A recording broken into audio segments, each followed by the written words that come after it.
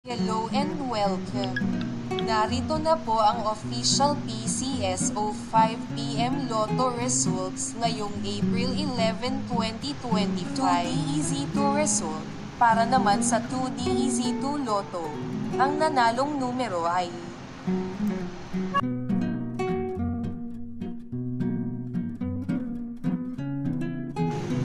3D Suertres result.